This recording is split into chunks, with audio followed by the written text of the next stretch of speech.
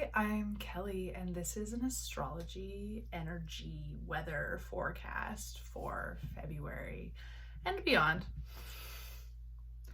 I don't want to edit this, so I'm just gonna keep going, even though there was a big pause there. So here we go. Today, February 3rd, the day I'm recording this, Uranus goes direct. And you may not feel this as much as you're going to feel it in April when Uranus moves into Gemini. Right now it's in Taurus, but some things that we can know about Uranus that will be helpful for us in our own lives and our own understanding of astrology, because we're all astrologers. Astrology belongs to all of us. And Uranus, the most pivotal thing about it, I think, is that it wasn't discovered until the 1600s. So for tens of thousands of years, possibly hundreds of thousands, however long we've been looking up into the sky and noticing that there is a difference between planets and stars. 100,000 years, did I say that? Like, probably a long time of human history, we've been looking into the sky and seeing the first 7 planets, or 6, we'll get into that later, all the way up till Saturn. So with the human eye, with the naked human eye, we can see all the way up until Saturn. So Uranus is the first planet that we discovered with the telescope. Forgive me, I'm just adjusting. Aren't we all adjusting? I think so. I'd say so. Uranus is the first planet we saw with a telescope. So it's the first planet we discovered with technology. And so that's in part, that's why, not in part, that's why Uranus represents technology. That's one of the things in part that it represents. And when it moves into Gemini in April, that's gonna signal a shift in innovation and technology.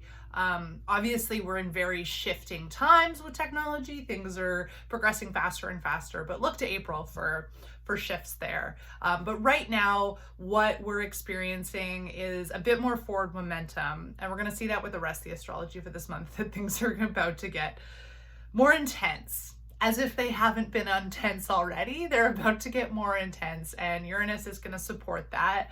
Fortunately, it's in Taurus, which is a fixed sign. It's grounded, it's stable.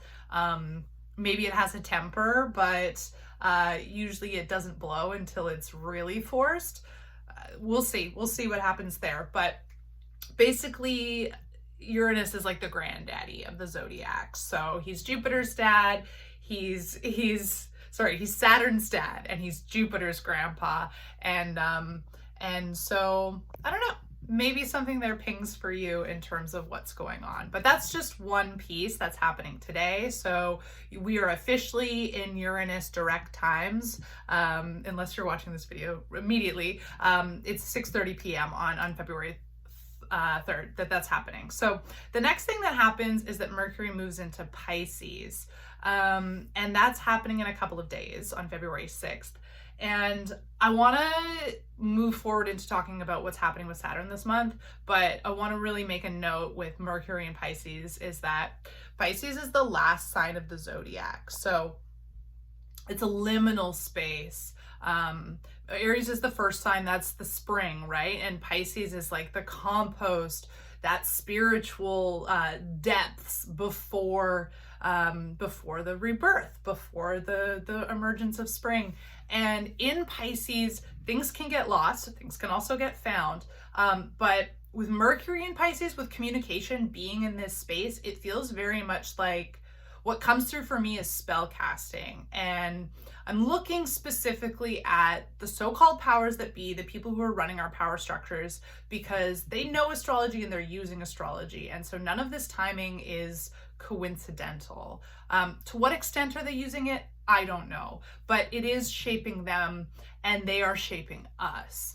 We are also shaping them, and blah, blah, blah. But like, I think it's important to note, at least at this point in the chronology, that that people in upper echelons of what we call power are using these astrological movements, and they're trying to gain more control with them. And with Mercury and Pisces, I see a lot of things like confusion and people getting spellbound, or people getting manipulated, propaganda, da da da da da. So carrying on to what's happening with Saturn and tying this Mercury and Pisces in, Saturn moves into Aries on February 13th. And this is big.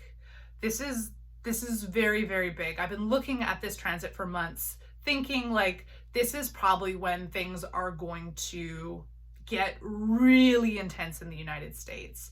As long as I've been charting what's happening down there, I've been looking to this almost springtime as a time when things are gonna get more pronounced.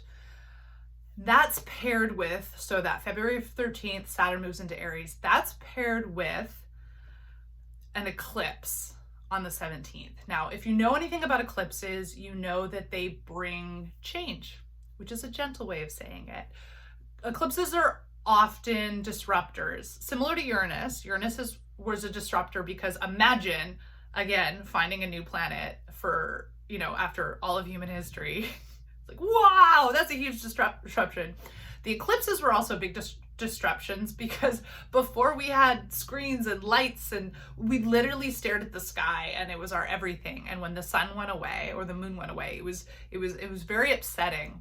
They even put in fake emperors during eclipses.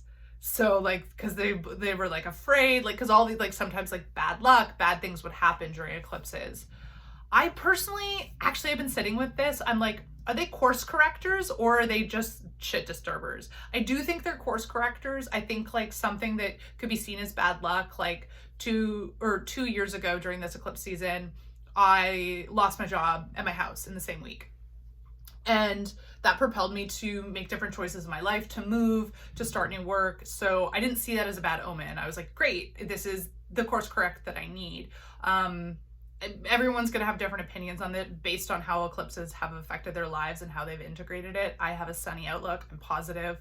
And I wanted that course correction. That was good for me at that time. So again, Saturn moves into Aries and then an eclipse comes 4 days later.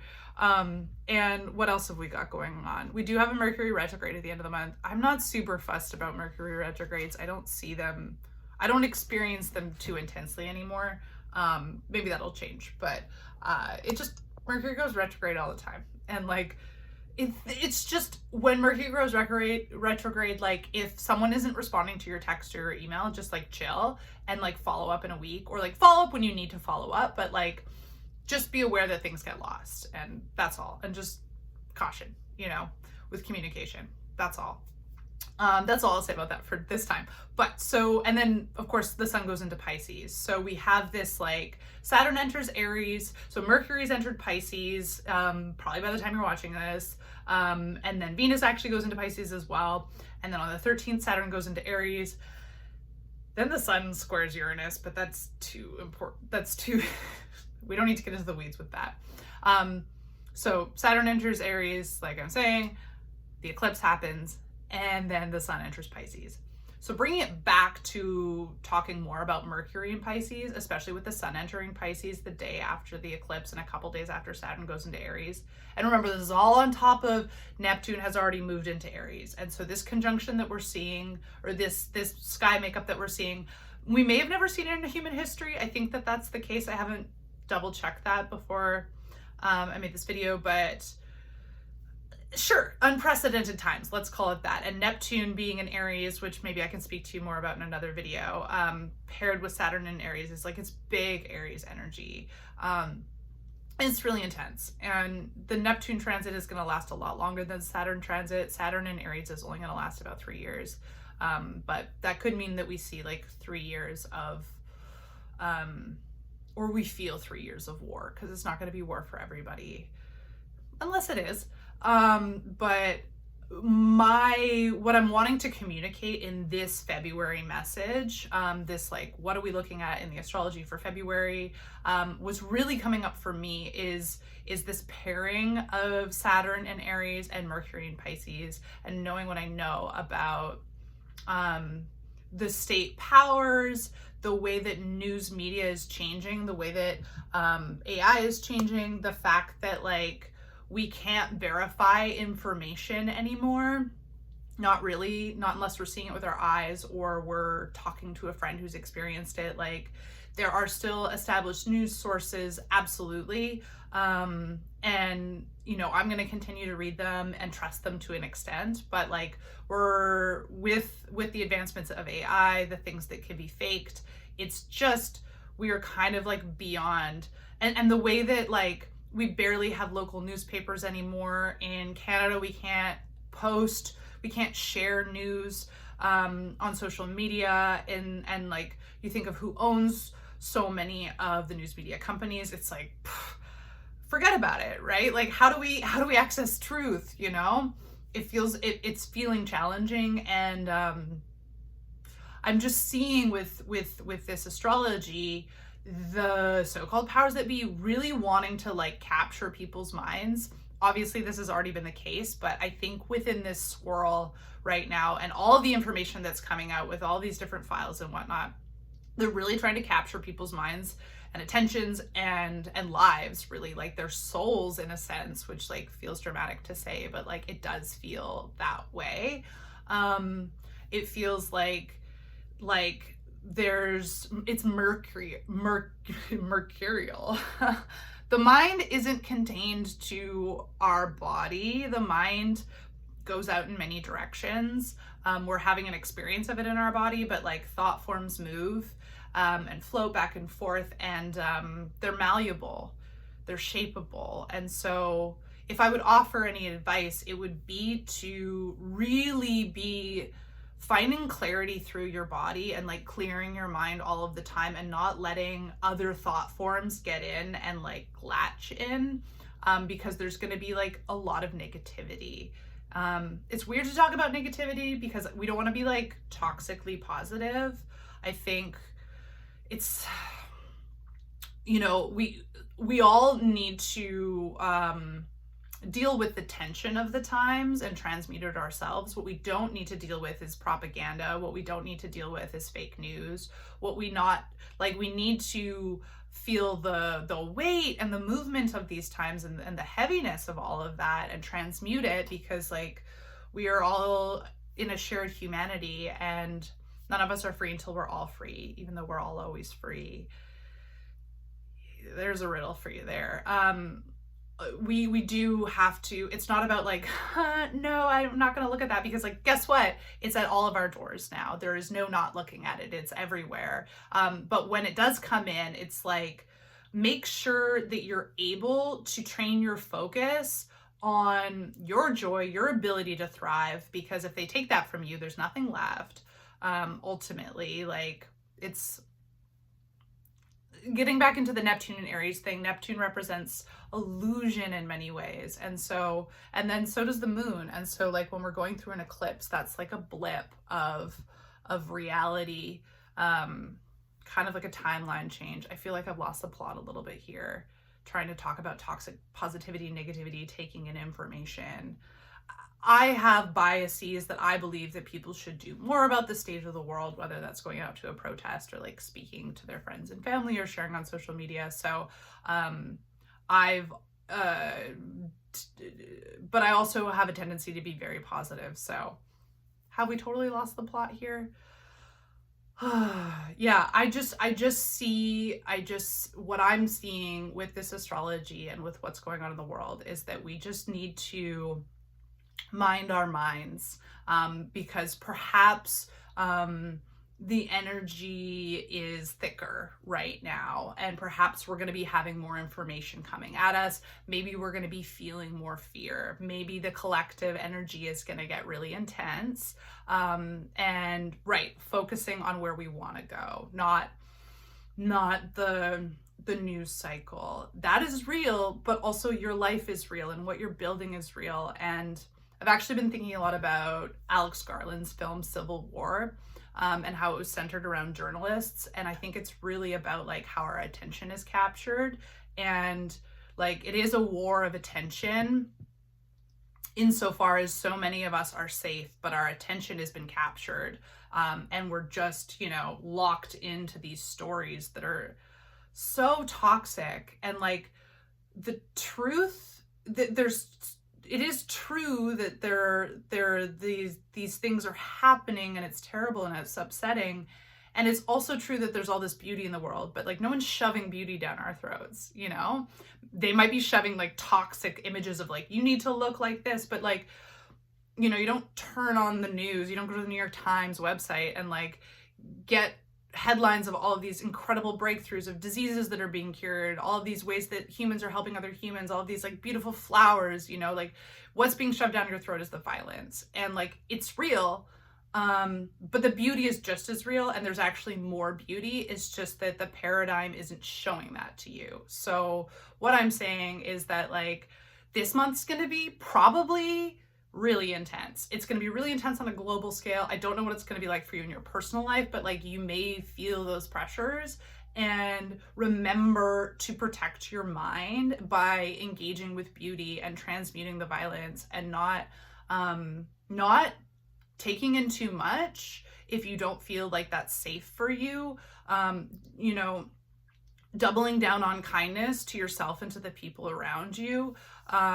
You know, maybe finding the answers there, with Venus also being in Pisces. I'm seeing that there's a Venus trine Jupiter at the end of the month, right before Mercury goes retrograde, right after the sun goes into Pisces.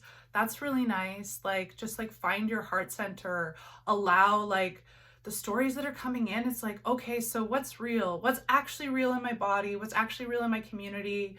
What can I do? How can I spread love? How can I spread joy? How can I be a beacon? Because again, the so-called powers that be, gotta find a better name from them, because power is not what we think it is at all. But these sort of dark forces, the Empire, it wants to control the narrative. It's trying to control the narrative, and it's going to keep seeding, and it's going to keep doing all of these things. And like the things that it's doing to humans, like those are real, but remember that like nothing is set, nothing is inevitable, and we can engage with the reality of what's happening without making it our own reality, without believing that it's the only future. Like, we can continue to interface with that information as much as we need to, and as long as we can transmute it and keep going towards the light and the future we want to be in, and keep being gentle and loving and kind in our communities, and continue to build for ourselves and thrive, because again, like, our joy is our power, our awe, our ability to see the beauty and to take into the beauty and to be with the beauty. Like, that is a superpower. That is a true superpower. And yeah, with Saturn moving into Aries, like, there's gonna be this intense feeling, probably for several years, probably for longer. Like, what we're stepping into, I don't know. I maintain positivity. Anything is possible, but like, to a certain extent, the writing is on the wall, and like, we can't skirt around that. We'll see what happens. But again, like, we do the work of transmuting and like coming back to joy and love and community and wholeness and our own centers, and not buying into that story. We'll also like doing the things we can do to like, you know, not putting our money into things that support that world, not putting our time and our focus and our energy into those things. And like, when we see those things happening, if it is our calling to like go out, protest, speak up, like to shut that down, yes, we do that. But it's because we know a better world is possible, because we know a different world is possible, because we know a different kind of world already exists right here simultaneously, by finding the awe and the beauty and the awareness around that. So, woo! Let's fucking go, February. Whoa. It's wild. It's wild. We'll check in with you in March with another update. Maybe we'll check in before, but like, I really like, I've been saying for so many years, I'm like, the world's about to change dramatically. And I'm like, I think this is actually it. I mean, it's been changing for so long, in particular the past 5 years, but I don't know. We'll come back in March and see, like, was this the month that everything like shifted cataclysmically? Because it feels like that's what's happening. Just take care of yourself. Be gentle to yourself. Be gentle to the people around you. Speak your truth. Vibrate, shine through your tears, and just keep focused on what you want and keep clearing the way. And remember, the living soul of the world is working with you. Mother Nature is working with you. I'm working with you. The people that love you are working with you. There is more beauty. There are more people in the world working towards beauty and humanity and our shared love and kindness for each other and the world and the plants and the animals. Like, there's so much more of that energy than there is of the toxic negativity. So keep that in your center. Mind your mind and have some fun where you can. Okay. Love you. See you soon.